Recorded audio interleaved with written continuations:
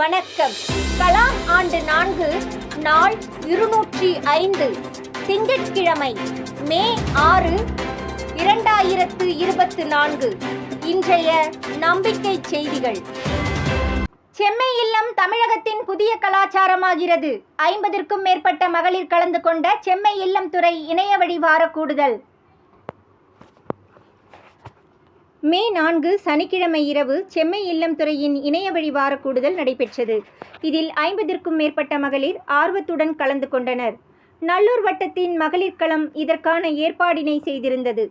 தொடக்கத்தில் திரு பாலு அவர்கள் இதை விளக்கும் போது, நம்முடைய அடுத்த தலைமுறை, நம்முடைய குழந்தைகள் இந்த 10 விஷயத்தை பழக்கப்பட்டுட்டாங்கன்னா எதிர்காலத்தில் அவங்க கௌரவமா வாழ்வாங்க.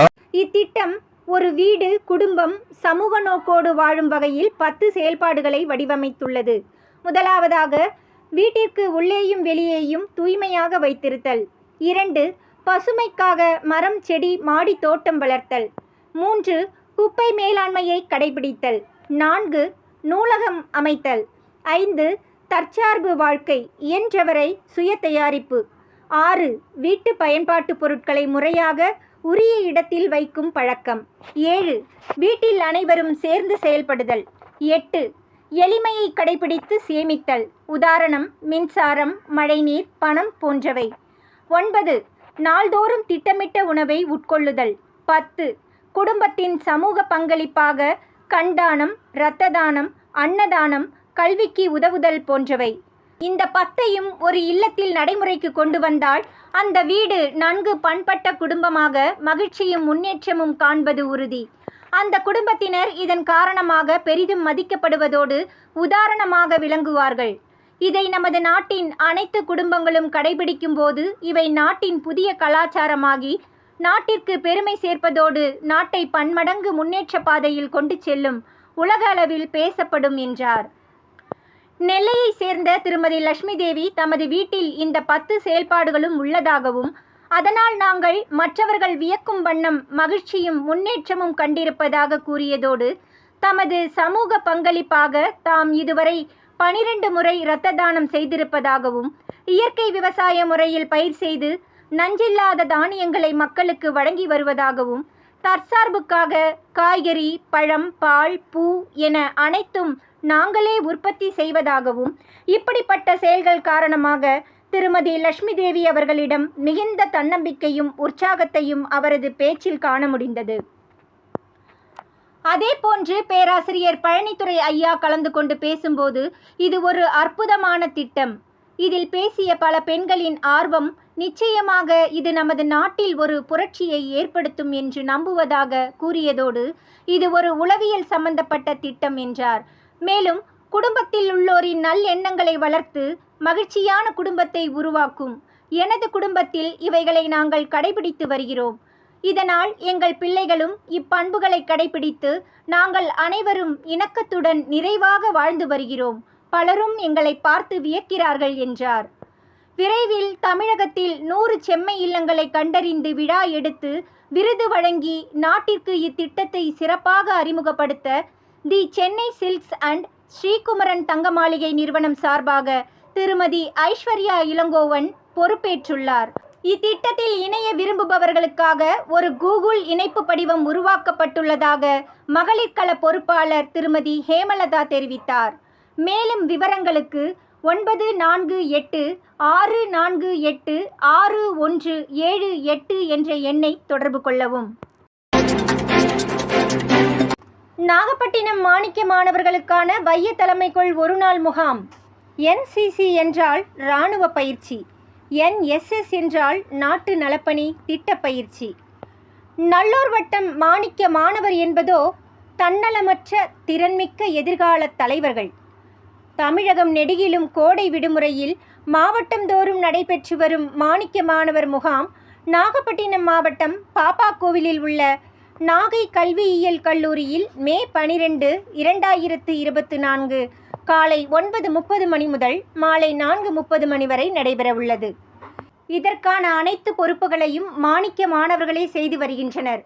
குறிப்பாக நாகை மாவட்ட முகாம் பொறுப்பாளர்கள் மாணவி வாணி, மாணவி மகஸ்ரீ, மாணவி ஆஷிகா, மாணவன் ஜோதிமுருகன் ஆகியோர் செய்து வருவதாக தஞ்சை மண்டலத்தின் பொறுப்பாளர் திரு குட்டியப்பன் தெரிவித்தார். நம்பிக்கை செய்திகளுக்காக சென்னையிலிருந்து தயாநிதி.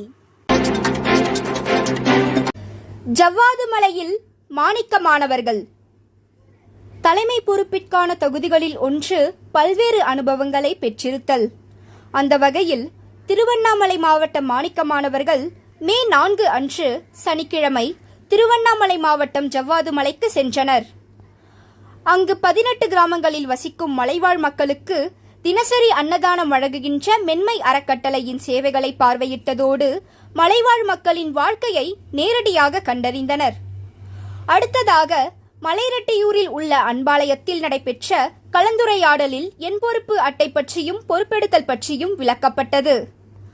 அடுத்து நடைபெற்ற மாணவர்களுக்கான செல்ஃப் அனலைசிஸ் செஷன் மாணவர்களே தன்னைத்தானே உணர்ந்து கொள்ள உதவியாக இருந்தது. அடுத்ததாக இந்தியாவின் 3வது மிகப்பெரிய தொலைநோக்கி இடம்பெற்றிருக்கும் வேணு பாபு அப்சர்வேட்டரியை பார்வையிட்டதோடு வியப்பூட்டும் வானியல் நிகழ்வுகளை கண்டு களித்தனர்.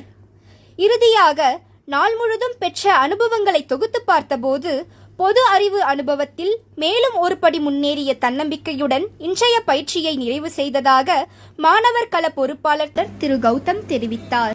நம்பிக்கை செய்திகளுக்காக சென்னையிலிருந்து ரேஷ்வதி. மின்சிக்கனம் கட்டாயம் கடைபிடிக்க வேண்டிய காலம்.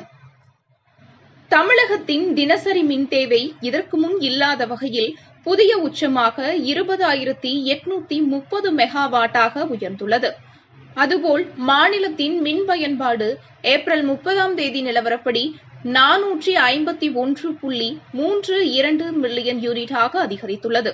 கோடை காலத்தில் அதிகரித்துள்ள மின்னணுவால் அனைத்து பகுதிகளுக்கும் சீரான மின் விநியோகம் கொடுக்க முடியாமல் மின்வாரிய அதிகாரிகளும் திணறுகின்றனர்.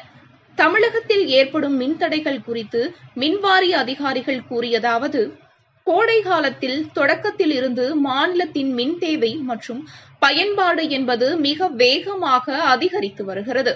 தற்போது மாநிலத்தின் மின் தேவையானது 20,000 மெகாவாட்டாக உயர்ந்திருக்கிறது. மின் உற்பத்தி மையங்களிலும் அடிக்கடி பழுது ஏற்படுவதால் மின் உற்பத்தியும் பெரிதாக பாதிக்கப்பட்டுள்ளது. தமிழகத்தில் 31,894 மெகாவாட் மின் உற்பத்தி திறன் இருந்தும் முழுமையாக உற்பத்தி செய்யப்படுவதில்லை. அதாவது காற்றாலை மின் உற்பத்தி கணிசமாக குறைந்திருக்கிறது. அதேபோல் நீர்மின் உற்பத்தி, அனல் நிலைய மின் உற்பத்தி போன்றவையும் பாதிக்கப்பட்டுள்ளன. இதனால்தான் மின்தடை ஏற்படுகிறது. மேலும் அதிக மின் பயன்பாடு, மின்னழுத்தம் காரணமாக மின் விநியோகம் தடைபடுகிறது. இது தவிர தினசரி பராமரிப்பு பணிக்காகவும் மின்தடை செய்யப்படுவதாக தெரிய வருகிறது. மக்கள் நிலையை அறிந்து ஒவ்வொருவரும் மின் சிக்கனத்தை கடைபிடிக்க ஆரம்பிப்பது இதற்கான தீர்வுகளில் முக்கியமான ஒன்றாகும் என்று விழிப்புணர்வுகள பொறுப்பாளர் நாகராஜன் தெரிவித்தார். நம்பிக்கை செய்திகளுக்காக சேலத்திலிருந்து சி. ஹரிஸ்வேதா. இத்துடன் இன்றைய நம்பிக்கை செய்திகள் நிறைவடைந்தன.